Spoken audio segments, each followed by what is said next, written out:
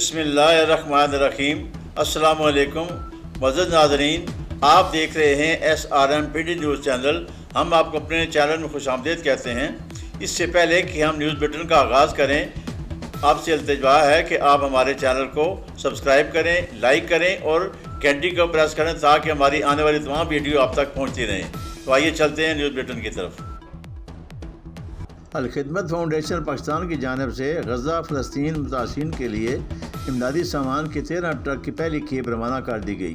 فلاحی تنظیم کی مرکزی سیکرٹری جنرل سید وقاص انجم جعفری نے میڈیا سے گفتگو کرتے ہوئے کہا کہ امدادی سامان میں غذائی اجناس، ڈلیوری کٹس، ادویات، حفظان صحت کی کٹس سمیت بنیادی ضرورت کی دیگر اشیاء شامل ہیں۔ ہم یہ امدادی سامان national disaster management authority NDMA کے ذریعے غزہ روانہ کر رہے ہیں۔ انہوں نے کہا کہ 7 اکتوبر سے الخدمت فاؤنڈیشن کا بین الاقوامی پارٹنرز NGOز کے اشتراک سے غزہ میں ریلیف آپریشن جاری ہے۔ غزہ اس وقت شدید انسانی بحران کا شکار ہے، جہاں پانی، خوراک اور طبی امداد کی اشد ضرورت ہے۔ الخدمت نے فوری طور پر غزہ میں موجود بین الاقوامی رفاہی اداروں کے اشتراک سے میسر و موجود وسائل کو بروئے کار لاتے ہوئے امدادی سرگرمی کا آغاز کیا اور اسپتالوں میں زیر علاج مریضوں اور اسکولوں میں قائم کیمپوں میں پکے پکائے کھانے اور موسمی اثرات سے بچاؤ کے لیے ونٹر پیکج کی تقسیم کا کام جاری رکھے ہوئے ہے، جبکہ مقامی آبادیوں کو خشک راشن اور اسپتالوں کو ادویات بھی فراہم کی گئی ہیں۔ وقاص جعفری نے کہا کہ الخدمت فاؤنڈیشن 15 کروڑ روپے کا امدادی سامان فراہم کر چکی ہے، جبکہ مزید 50 کروڑ روپے کا فنڈز غزہ متاثرین کے لیے مختص کیا گیا ہے۔ پہلے مرحلے میں الخدمت نے غزہ کے اندر موجود ذرائع سے امدادی سامان متاثرین تک پہنچایا، جبکہ پارٹنرز NGOز کے ذریعے رفح بارڈر پر الخدمت کے امدادی سامان کے ٹرک موجود ہیں۔ بارڈر کھلتے ہی یہ امدادی سامان بھی متاثرین تک پہنچ جائے گا۔ سید وقاص جعفری نے کہا کہ الخدمت کی خدمات کو پاکستان سمیت دنیا بھر میں قدر کی نگاہ سے دیکھا جاتا ہے۔ اس وقت غزہ کے متاثرین موسم کی شدت کے باوجود کھلے آسمان کے نیچے امداد کے منتظر ہیں۔ پاکستانی قوم غزہ کے معصوم بچوں اور خواتین سمیت متاثرین کے لیے مالی امداد فراہم کرے۔ نجی تعلیمی اداروں کو قدر کی نگاہ سے دیکھتے ہیں، ترجیحی بنیادوں پر مسائل حل کریں گے۔ DR کی میٹنگ پر ہر سمار کو منعقد کرنے کے لیے ADC ہیڈ کوارٹر کو لیٹر لکھ دیا ہے۔ آپ اسکا کے قائدین کو بھرپور تعاون کی یقینی کرواتے ہیں۔ نجی شعبہ بھی نیشنل کاز میں اپنا کردار ادا کرے۔ ان خیالات کا اظہار چیف ایگزیکٹو آفیسر ایجوکیشن ضلع راولپنڈی یاسین خان بلوچ نے all Pakistan private schools and colleges association کے ڈویژنل صدر عرفان مظفر کیانی، نائب صدر سردار گل زبیر خان سے ملاقات میں کیا۔ یاسین خان بلوچ نے کہا کہ بلڈنگ فٹنس کے مسائل فوری حل کرنے کی کوشش کریں گے۔ اس موقع پر ایسوسی ایشن کے ڈویژنل صدر عرفان مظفر کیانی نے نجی شعبے میں پائی جانے والی بے چینی کے حوالے سے مکمل بریفنگ دی۔ انہوں نے کہا کہ نیشنل کاز میں بڑھ چڑھ کر حصہ لیں گے۔ گزشتہ پولیو مہم میں جو کمی رہی اس کا ازالہ کریں گے۔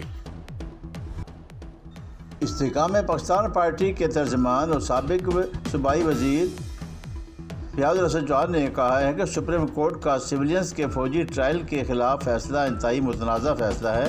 پاکستان میں آدمی ایکٹ 1952 کے تحت سینکڑوں سویلینز کا ملٹری کورٹس میں کیسز چل چکے ہیں۔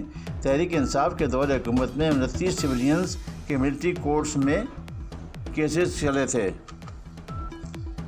پاکستان میں سویلینز کے ملٹری کورٹس میں چلنے والے کیسز کے فیصلوں کو نہ صرف سپریم کورٹ نے تسلیم کیا بلکہ عالمی عدالت نے بھی ضبط مہر لگائی۔ تحریک انصاف کے دور حکومت میں ایک شخص نے وزیراعظم کو خط لکھا کہ آپ جنرل باجوہ کے ہر آئینی اور غیر آئینی اقدام کی سپورٹ کیوں کرتے ہیں۔ اس جرم میں اس کے خلاف وفاقی حکومت کی منظوری سے ملٹری کورٹس میں کیس چلا اور اسے سزا ملی۔ سپریم کورٹ کا فیصلہ بنیادی طور پر پارلیمنٹ کی توہین ہے، کیونکہ 9 مئی کے واقعات میں فوجی تنصیبات اور عمارتوں پر حملہ کرنے والے سویلینز کے خلاف ملٹری کورٹس میں کیسز چلانے کا فیصلہ پارلیمنٹ کا تھا۔ آخری بات یہ ہے کہ دنیا کے 38 ممالک میں سویلینز کا ملٹری کورٹس میں کیس چلانے کا قانون اور مثالیں موجود ہیں۔ ڈپٹی کمشنر راولپنڈی حسن وقار چیمہ نے بنیادی ہیلتھ سینٹر تامہ سعیدہ کا دورہ کیا۔ اس موقع پر انہوں نے ہفتہ صحت کے حوالے سے قائم ہیلتھ کیمپ کا افتتاح کیا۔ اس موقع پر CEO ہیلتھ ڈاکٹر اعجاز نے بریفنگ دی۔ بریفنگ کے دوران بتایا کہ ہفتہ صحت پروگرام ضلع راولپنڈی کے تمام ہیڈ کوارٹرز، ہاسپٹلوں، RICs، بنیادی مرکز سینٹر میں قائم کیے گئے ہیں۔ ہیلتھ کیمپ میں ہیپاٹائٹس بی اور سی، HIV، ملیریا، موسمی بخار، آنکھوں کا معائنہ، نزلہ، زکام سمیت دیگر معمولی بیماریوں کو چیک کے ساتھ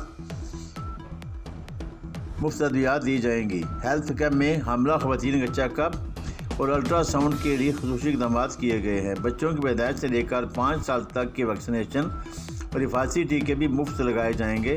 کیمپ میں ماہر ڈاکٹرز کی ٹیمیں مریضوں کا طبی معائنہ کریں گی۔ اس موقع پر ڈپٹی کمشنر راولپنڈی اسد وقار چیمہ نے کہا کہ ضلع راولپنڈی میں ہیلتھ کیمپ کا آج سے آغاز کر دیا گیا ہے، جو کہ 1 ہفتہ تک جاری رہے گا۔ ہمارا مقصد شہریوں کو صحت کی سہولتیں ان کی دہلیز تک پہنچانا ہے۔ اس طرح کے پروگرام سے شہریوں کو مقامی سطح پر صحت کی سہولتیں میسر آنے کے ساتھ بڑے ہسپتالوں میں رش کی کمی بھی واقع ہوگی۔ انہوں نے محکمہ صحت کو حکام کو ہدایت کی کہ وہ ہیلتھ کیمپ بارے میں لوگوں میں آگاہی کے لیے بینرز آویزہ کریں اور مساجد میں اعلانات کے ذریعے پیغام دیا جائے۔ انہوں نے کہا کہ حکومت پنجاب شہریوں کو صحت سہولیات کی فراہمی کے لیے مختلف پروگراموں کا انعقاد کر رہی ہے تاکہ لوگوں کو علاج و معالجہ کے لیے دور دراز علاقوں کا سفر نہ کرنا پڑے۔